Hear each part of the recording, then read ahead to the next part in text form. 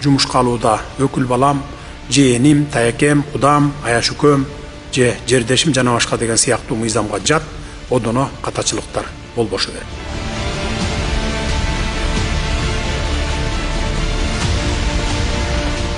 Онунун 9-у коррупционер деген жыйынтык менен чыгарылды. Ар бир мамлекеттин өнүгүүсүндө маанилүү роль ойногон факторлордун бири бул кадрлар жана кадр саясаты экени белгилүү. Өлкө эгемендик алгандан кийин мамлекеттик башкаруу системасы өзгөрдү. Кадр саясаты жаңы шарттарга ылайык калыптана баштады.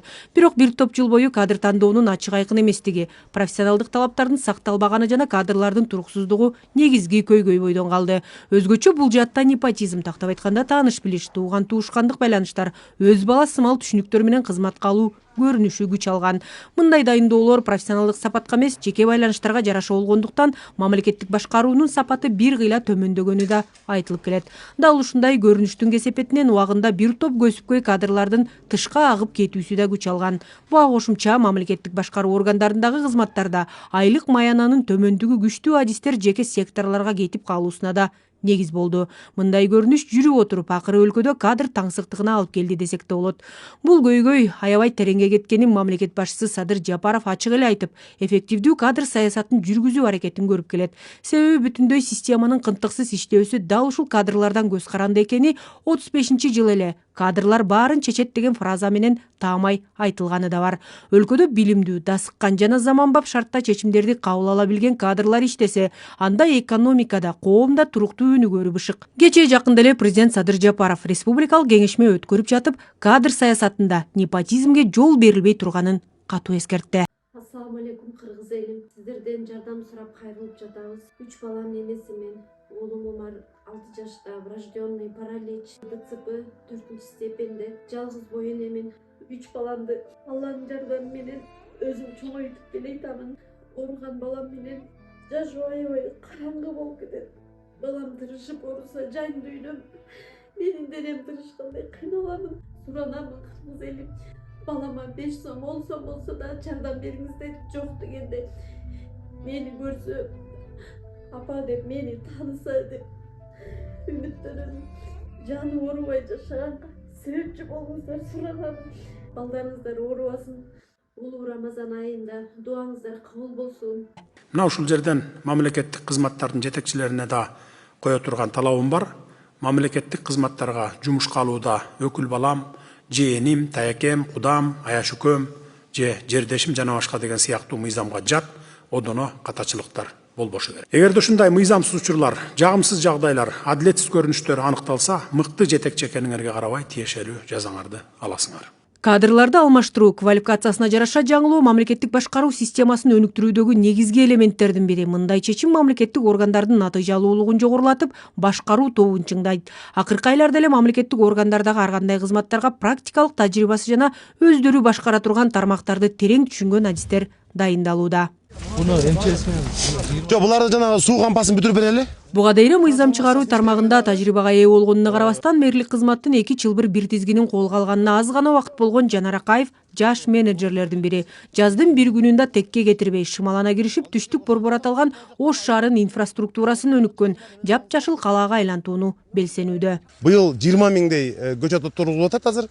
Бирок мен кошумча дагы бир демөөрчүлөрдү тартып, дагы кошумча 10 миң көчөт алдырып атабыз. Аны дагы эгүү иштери башталат.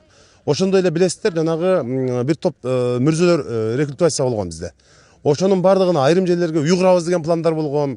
Ошонун бардыгын мен өзүмүн чечимим менен жокко чыгарып, тескерисинче ошонун бардыгын бак кылгыла, токой кылгыла, дарак эккиле деген чечим кабыл алдык. Учурда мамлекет башчысы башында турган команда аймактарды өнүктүрүү, инвестициялык жагымдуулукту жогорулатуу, жарандардын жашоо сапатын жакшыртуу сымал оор жүктү көтөрүп жатышат. Талдоочуларда башкаруучу кадрдын кесипкөйлүгүнө жараша жаңыланышы, заманбап тажрыйбаларды тезирээк ишке ашырууну шарттайт дешет. Өтүп бара жаткан жумада эле 8 мекеменин жаңы жетекчилери жогорку кеңештин жыйынында ант беришти. Анда мамлекет башчысы Садыр Жапаров жогорку кеңештин депутаттарына кайрылуу жасап жатып, кадр саясатындагы жылдап сиңип бүткөн көйгөйлүү маселени ачык айтты. Кече күнү министрди өзгөчө кырдаалдар министрлигине кандидаттарды издеп 10 кандидатты сунуштасам, онунун 9-у коррупционер деген жыйынтык менен чыгарылды мына.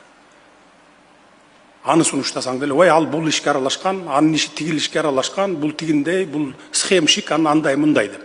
айтмайт эле таза министр болчу кадр калдыбы Кыргызстанда, барбы деп. Бул сөздөрдү мамлекет башчысы Садыр Жапаров да бекеринен айтып жаткан жери жок. Буга дейре бир күн мурда эле өзгөчө кырдаалдар министри Урматбек Шамырканов президенттин жарлыгына ылайык ээлеген кызматынан бошотулган. Баарынан кызыгы, анын жетекчилик кызматка отурганына 4 аптага да жете элек болчу. Экс-министр кол алдында иштеген кызматкерден пара алган деп шектелип, бул боюнча кылмыш иши да козголду.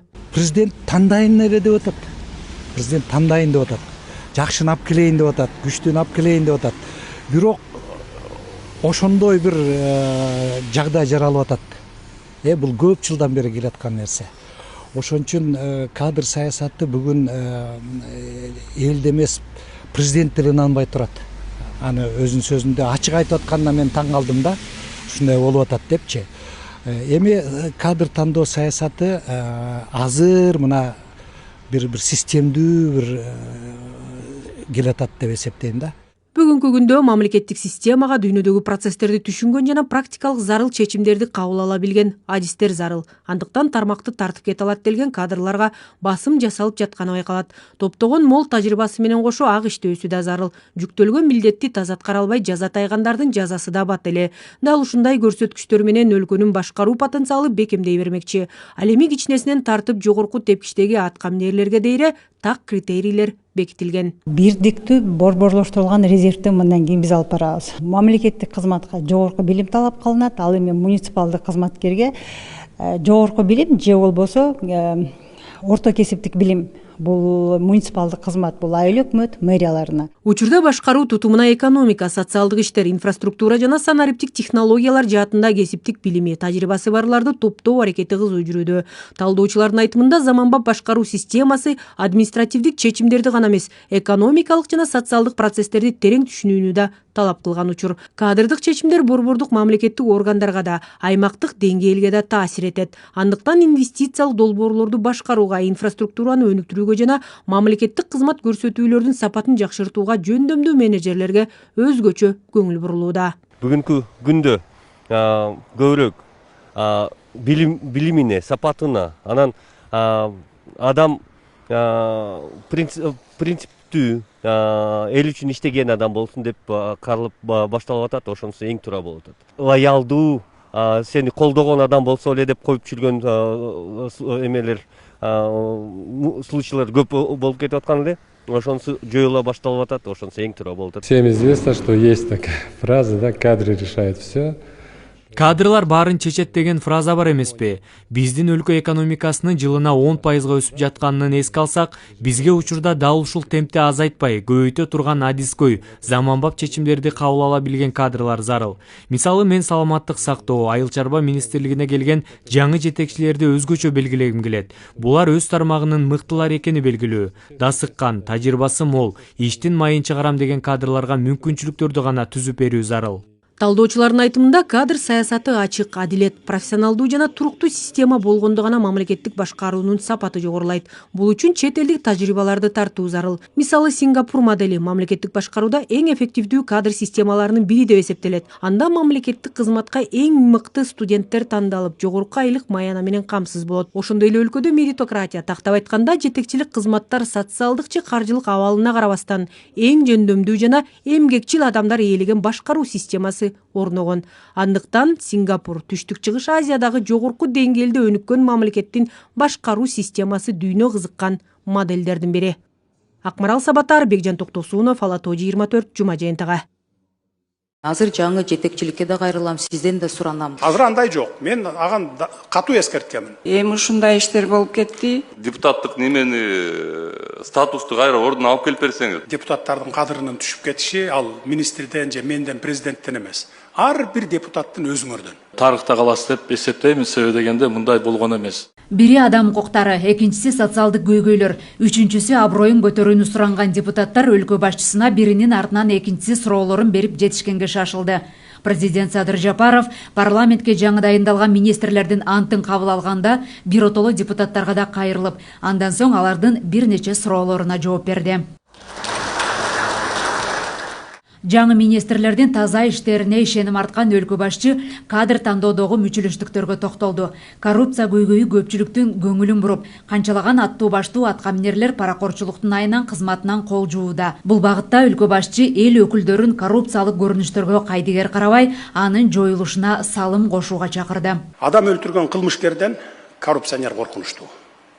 Анткени кылмышкер бир адамды өлтүрсө, коррупционер бүтүндөй мамлекетти талкалайт. Бийликтегилер тараптан уурулуктар болсо, коррупция болсо, көрүп билип турсаңар, трибунадан ачык айтып чыгып туруңуздар. Бул силердин мага көрсөткөн жардамыңар гана болот. Эч кимисинен коркпоңуздар. Мен силерге гана болушам, силер тарапта болом, коргойм. Президент парламентте болгон акыркы окуянын мисалында бөлүнбөй биригип, эл өкүлү болгондон кийин ошол атка татыктуу болууга үндөдү. Бөлүнбөс үчүн аким, губернаторлор бардык аймактарда ротация болуп кызмат өтөдү. Эми жалпы 10 000 бюджеттик орунга студенттерге бардык облустарда жашап билим алуусуна шарт түзүлүп, түндүк түштүк эмес, Кыргызстан деген түшүнүктү бекемдөө программасы киргизилет. Жалпы 10 000 бюджеттик орун берет экенбиз. Ошонун 5 000 түндүккө, 5 000 түштүккө беребиз дагы. Студенттерди толук ротация кылабыз. Түштүккө 5 000 студенттик орун, түндүккө 5 000 студенттик орун, 7 область, анан Ош Бишкекке ошо жатаканалар бардык заманбап шарттары менен ыңгайлашкан жатаканаларды куруп бүтөбүз. Эмдиги жылы сентябрда мына ушул иш башталат. Ошондой эле өлкө башчы мамлекеттик чыгымдарды үнөмдөп, депутаттарга санарипке өтүүнү сунуштады. Акыркы жылдары эле парламентке 65 тонна кагаз алынган. Бул эски системадагы чыгымдардын бир бөлүгү гана. Кагаз менен калемди унуткула, мына замандын талабы ушундай. 19-кылымда калып кеткен бойдон жүрө бербейли. Өнүккөн өлкөлөр мына 30 жыл мурда эле электрондук иштөөгө өтүп кетишкен. Биз дагы деле кагаздуу орунда жүрөбүз. Президент Садыр Жапаров бир нече багыттан турган кайрылуусунан кийин депутаттардын суроолоруна жооп берди. Эл өкүлдөрүнүн арасынан Эрулан Көкүлов депутаттардын кадыр баркын көтөрүп бериңизчи деп өлкө башчысынан суранып, өзүнө татыктуу жообун алды. Депутаттык немени статусту кайра ордуна алып келип берсеңиз, бул мен элдин арасындагын айтып аткан жокмун. Элдин арасында сөз жүрө берет. Ал туура эле нерсе. Мен ушул министрлердин арасында болуп атканда мисалы биз министрлерге барганда биз өзүбүздүн көйгөйүбүз менен барбайбыз, Садыр Нуркожоевич. Биз барсак биз элдин көйгөйү менен барабыз, элдин суроолорун чечкенге барабыз. Кабыл албаганга аракет кылат. Биз көп убакыт мен мисалы жана немеде эле күтүп калам, жанагы азыр билесиз, ар бир министрликтерде охрана бар, жанагы милиция коюп койгон эшиктин алдындачы. Ошол жерде күтүп турасың мисалычы. Депутаттардын кадырынын түшүп кетиши ал министрден же менден, президенттен эмес. Ар бир депутаттын өзүңөрдөн. Майда чүйдө бир маселени көтөрүп, болор болбос бирдеме менен уят болуп атсаңар элдин алдында, анан эл кантип сыйлайт анан. Депутат деген орчундуу маселени көтөрүш керек. Эл үчүн, мамлекет үчүн жалпы маселени көтөрүш керек. Анан бир болор болбос бирдеме менен неме кылып атсаңар, ал өзүңөрдөн ал. Министрлерди болсо мен депутаттарды күтүүсүз кабыл алганга шарт түзүп бергиле. Эми депутат элдин өкүлү, антип коридордо же болбосо тетиги немеде туруп калбасын. Депутат барса неме кылгыла, кабыл алгыла дароо эле. Кезексиз кабыл алгыла.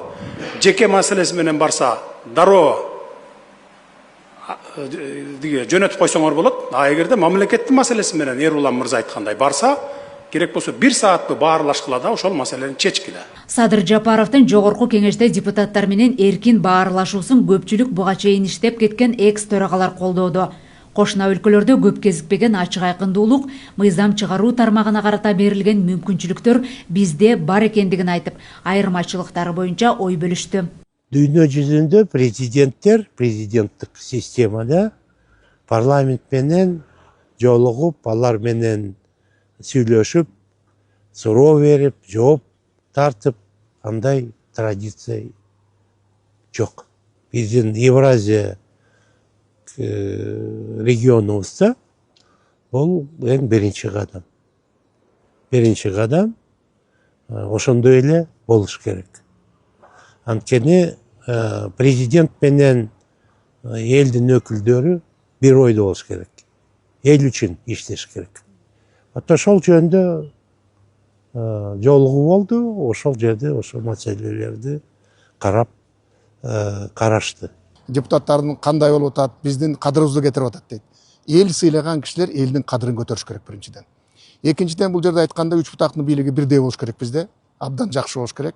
Ошондуктан өзүңүздөр карап турсаңыздар, Бұл 7 менен 8 чакырылышта жаңыдан келгенде Садыр Нуралы Жапаров 21 жыл жаңы конституция кылганда бұл 7-8 чакырылыштагыдай биздин жогорку кеңештегидей бийлик укугун берген эч кандай буга чейинки бир дагы парламенттик жыйын болгон эмес. Эки бийлик бутагынын бир аянтта эркин баарлашуусу башкарууда ачык айкындуулукту көрсөтүп, олуттуу делген көйгөйлөрдү бирге чечүүгө өбөлгө түзөт. Элиза Нурматова, Рыскелдик Өкүлбек, Алато 24, Жума жыйынтыгы.